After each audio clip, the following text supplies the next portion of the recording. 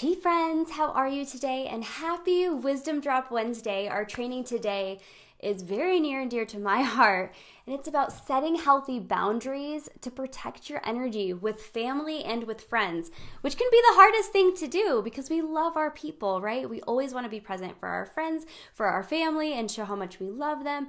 But it's really, really important for us to also honor our own energy by setting those healthy boundaries because I don't know about you, but if you've experienced where you're giving, and we have this human giving syndrome to all of the people, and especially as women, we are taught to be selfless. Oh, she is so selfless.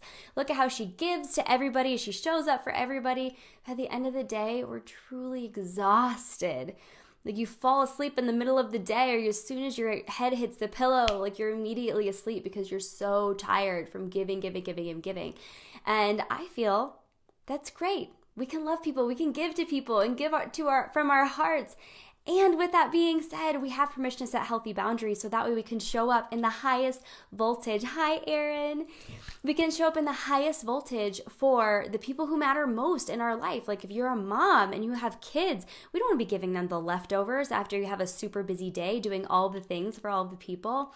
And if you have a partner who you also want to give your full to, sometimes we have to set those healthy boundaries. And I have felt so suffocated by the expectations of society and how much I need to give and the energy I constantly need to be at to show up for people. And I'm shifting that because my priority is my family and my clients. Those are like the people that I want to make sure I'm really reserving my energy for because that's where my work is and that's where these healthy boundaries come in. So what I'm going to do for this is I'm going to share 3 tips and these are some examples for myself and also from my clients, 3 tips and ways to set healthy boundaries and also some verbiage that you can use for your family, and then 3 tips and verbiage you can use for setting boundaries with friends. So we'll start with family because that's a really big one. One of my clients, she had a relationship with her mother and her mom would call her all the time, and she would call her, but it was really draining. And she's like, she'll call me anytime randomly during the day. And then every time I answer the phone, I feel so exhausted. Like I want to be here for her, but she leans on me rather than as a daughter, as like a parent. And she's like, I have my own kids to parent. I'm so exhausted. So what's a healthy boundary that we can set there? Well, one of the tools that I encouraged her to implement, and it worked fantastic, is that rather than having her, if her mom calls her in the middle of the day, that she doesn't answer, but rather she can text back, or she can answer and say, hey, I'm not able to talk right now. Can we talk this afternoon around 7? After she gets the kids to bed and she's able to eat a healthy meal and enjoy her day. And then after 7, that's when she's available to offer her energy to her mom. And this was so helpful for her, and I've implemented certain experiences like that for myself, because when you are having a perfectly good day and then someone comes in, an energy vampire, and just drains it, the rest of your day can feel so exhausting to move through. So what if we set that healthy boundary of, I'm not able to speak to you right now, but I would love to talk to you at this time. The same thing happens talk about it with friends too, where people will, reach out when they're complaining or they're going through a really hard time, which those two are different, complaining or going through or having a really hard time.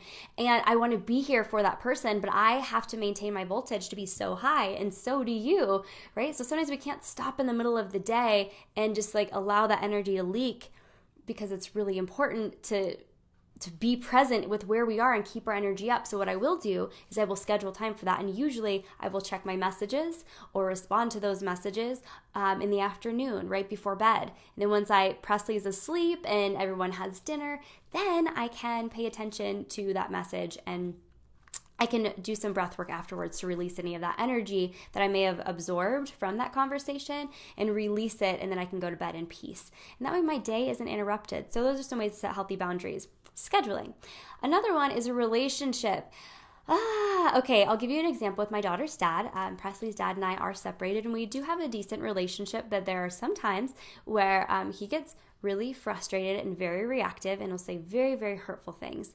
And I'm very calm majority of the time when that stuff happens. And so what happened recently, I don't remember exactly what it was about, but he was like making fun of me or mocking me and trying to create a problem out of something.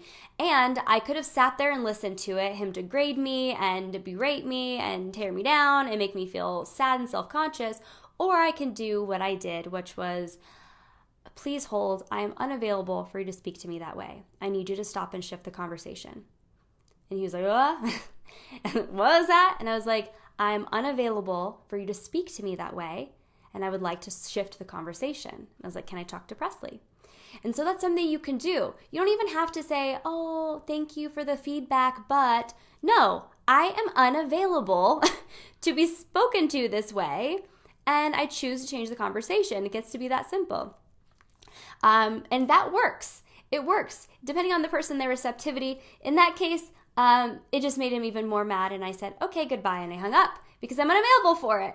And I don't see that as an immature move. I see it as a very powerful one because we have permission to protect our energy and set that healthy boundary for ourselves. And so if somebody is kind of attacking you in that way, and if maybe you're in an abusive relationship, maybe it's a narcissistic parent, maybe it's any of that, you have permission to say, no, thank you. I'm unavailable to be spoken to that way. There's another one. This is like a little gentle, a more gentle tool that you can use and you can lean into. And hey, Will, thanks for hopping on. Another client and her mom was saying some things that weren't intentionally degrading to her, but they were still hurtful. They hurt her feelings when she would say these things. And she would, at the dinner table, her mom would make a comment, and my client was like, oh, yeah, kind of just let it slide. And she's like, it hurts. Like, I don't really want to see her because she always says these comments. Great. What is a healthy boundary you can set with your family? And here's what I recommended. And I do this with Presley. I've also done this with my husband. I've never had to do it with friends, but it worked very well. So when they say that comment, what you can do is say, ooh, was that kind? And that is genius because what it does is it's not blaming them. It's not accusing them, so it's not going to create that. It's not a complete stop to the conversation like the one was before, right, with Presley's dad. But what it does do is it pauses the conversation enough to create a silence for them to lean into and say, ooh, was that kind? What did I say? What was it? To giving them this awareness to recognize the behavior that offended you and then reflect, is that kind? Because if it's not kind, then they don't need to be saying it. And this is great. And what they're going to do is they're going to take a second to think about what they said. Oh, I'm sorry, I didn't mean for it to come across that way. And then you can lean in and say, it's okay. I notice that you say these things to me often and it does hurt my feelings. And I know what you're saying and what you mean, but how about we say this instead? And in that way, she set a healthy boundary of like, I'm unavailable to be spoken to that way, but you can do it in a really clever and kind way, which is, ooh, was that kind? And I actually do this with Presley too, because kids just say everything and anything, and they're like, Presley's like, Mommy, I don't like your stretch marks. I don't like your tummy like that. And my first thought, of course, was like, well, guess who gave me these stretch marks? And the other part of that was, ooh, honey, was that kind? She's like, oh, I'm sorry, Mama. Like, she had to think about it. And I was like, what's something else we can say instead?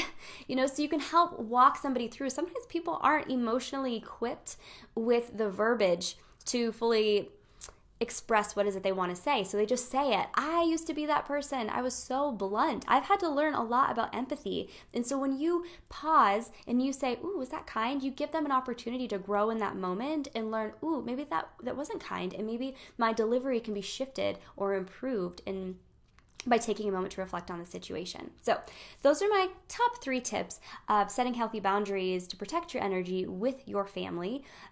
Also want to say, if someone is degrading you, especially if you have a narcissistic partner or a narcissistic parent, that or gaslighting experience in general, that does drain your energy because you feel like, yeah, I'll just take it until they'll be quiet. No, that's an energy drain because you carry that with you, like dog's breath, like just breathing on you, and then you walk away smelling like it. Puppy breath is cute, but not stanky dog breath. And that's what allowing toxic thoughts and people and conversations in your space, it lowers your vibe and your energy, and you walk around feeling stinky all day of like, what they said, was that true? No, be unavailable for it. Okay, so 3 tips for setting boundaries with friends.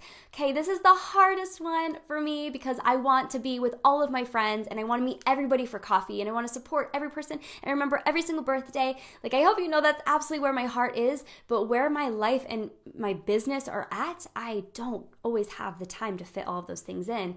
And so setting healthy boundaries allows me, again, to show up in the highest voltage for myself and for clients. And then for you too, setting those healthy boundaries so you can show up for your family and most importantly for yourself. So tip number 1 is when people want to hang out, like, hey, let's go for coffee.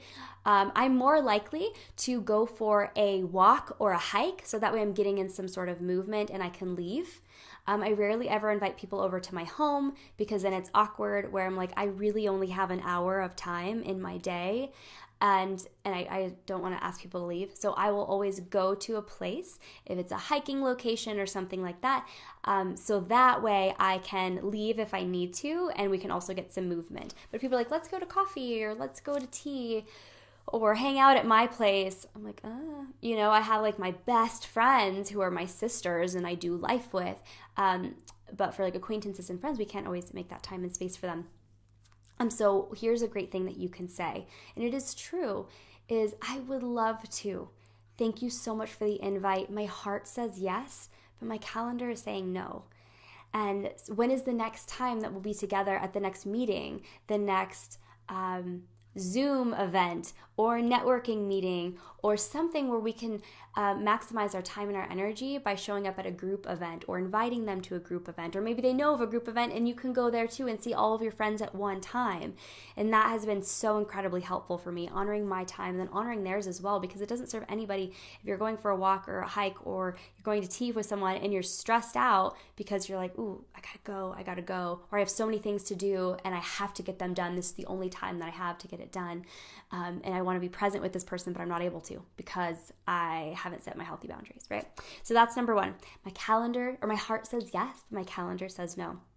Another tip is if you have friends who this is like, they're going through some emotional heavier things. Sometimes you're totally there and you're available to support them, but there's some friends who are like this never-ending saga of emotional turmoil, and that is great. Everybody has their journey and we're here to support them, but sometimes when you need your energy during the day, it can be so exhausting to serve and to go back and forth and back and forth and back and forth, right? So one of the things that we can do is have them wait till, or not respond back to their text messages or their phone call until the end of the day. Or sometimes what I do is I'll wait till the weekend because I really dedicate my time during the week to my family and to my clients, and Sundays strictly to my family. So Saturday is my day to get things done, to clean the house, to do laundry, to catch up on those types of boxers. I can schedule in that time to be present for the saga of emotional stuff in that time, and it protects my energy during the week rather than the whole week going up and down, up and down, up and down by all with entangling my energy with theirs. So hopefully that makes sense for you guys. And then also by the end of the week or on Saturday, when I'm able to connect with them, like, hey, how is it going? Were you able to move through that? How can I support you moving forward? And they're like, yeah, I'm totally fine. I realized all of the things. I'm like, that's great. Look at you go. And that's what I'm all about, is helping people tune into their inner guidance, because that's where the answers are. And I know they're reaching out to me or they're reaching out to you for that guidance, and we can be here to support them, but the truth is within them already. So that's number 2. Wait till the end of the day or schedule it when you can. Another thing, so my friend Savannah, I love her so much. We have been BFFs for almost 8 years now, and she knows me so well, and I forgot what it was that made me so upset. I was like really sad about something, and I don't remember what it was, and I texted Savannah, and she said something along the lines of, she's like, I'm so sorry that you're feeling that way. Do you have a friend who might specialize in that? And it made me giggle because I know exactly what she was saying. Basically what she was saying, she's like, I've never even experienced that. I don't even know what to do. Do you know someone who does specialize in that? Because if you do, I think you should talk to them. But she said it in a really loving way. So that's something else that you could do as far as setting healthy boundary. If, unnecessarily taking on all these emotions of these other people, which as empaths, we love them, we want to serve them and support them, that we tend to sometimes take on that energy, right? But we can say if it's too much or if it's out of your realm of expertise or what you're comfortable with or what your capacity is allowing you to hold in that moment, do you have a friend or do you know of someone who specializes in that? That's a great one. Another thing is I know a person who specializes in that. Another one of my very best friends in the whole wide world is Ellie Holbrook. She's a fantastic therapist and a coach and a genius. I just like love this woman. And so she's a therapist. I'm like, I know a great person for you to connect with. Like, I'd love to get you two in touch.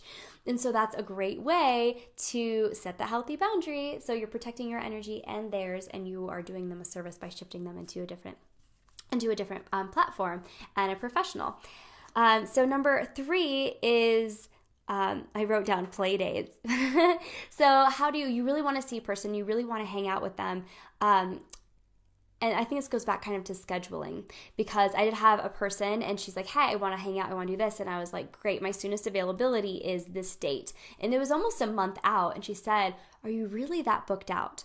I'm like, yes, I really, really, really am. And there used to be a time in my life, in my business, where I was able to go to every mommy group and every networking group and every this and this and this, and I was everywhere. And that was before I had a lot of clients. Now I have a ton of clients. I'm highly dedicated to my family and my husband. Like, they get my time, and I refuse to give them the leftovers. So when I schedule a play, I have specific dates in my calendar, which are only Saturdays, only really every other Saturday that I can hang out with people. So I'll stack my hanging out on every other Saturday when I can. Everything else is reserved for my clients and for myself, for like my best friends or my group events. And so it's like, yeah, I really am that booked out. And it made me feel uncomfortable to say that, but it's true. And so scheduling in days where you can hang out or you can have those conversations will really help you protect your energy in that space, rather than feeling like you're giving everything to everybody and giving until you're smeared across your day, and you're like, why do I feel so tired and exhausted and unmotivated to do life? It's because you've given so much of your life force away to people. And setting healthy boundaries protects your energy so you can reserve that and show up in your highest and greatest every single day. So with that, I hope you found so much value in this video, because it really is gold, and these tools have protected me and they allow me to show up in a really, really beautiful way. So that is my gift to you guys today. Happy Wisdom Drop Wednesday. I love you so much and wish you an amazing day full of amazing things. Chat soon.